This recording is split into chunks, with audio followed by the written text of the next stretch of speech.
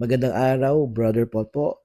Samahan ninyo ako at libutin natin ang Immaculate Conception Cathedral.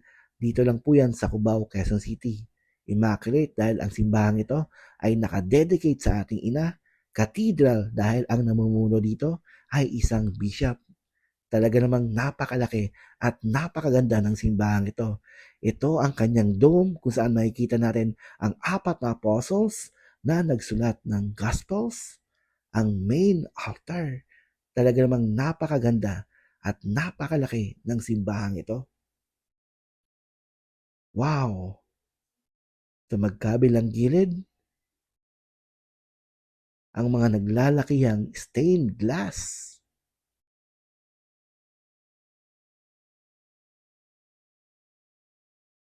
Tara, libutin pa po natin ang confession rooms, ang gallery of the saints,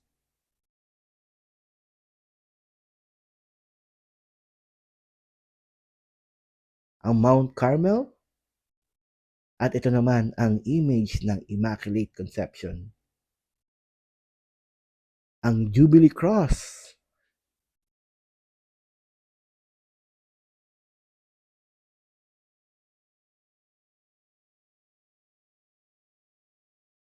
ang ina ng laging saklolo at ng Nazareno, at ito naman pala ang kanilang office,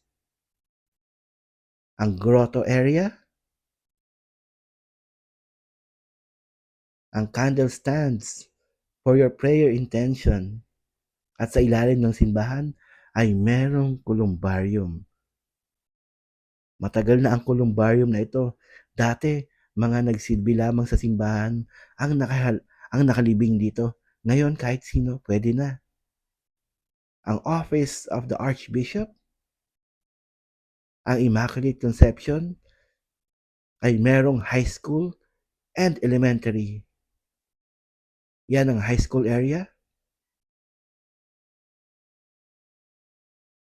At ang elementary. Sa labas nga po pala ng simbahan ay meron ding thrift shop. Ang binibenta ngayon dito ay mga items for Jubilee year. Kung gusto nyo nga po pala ng iba't ibang sacramentals gaya ng mga cross at mga medals, pwede rin kayong bumisita sa Yellow Basket ko. Hanggang sa muli. Bye-bye, Brother Paul.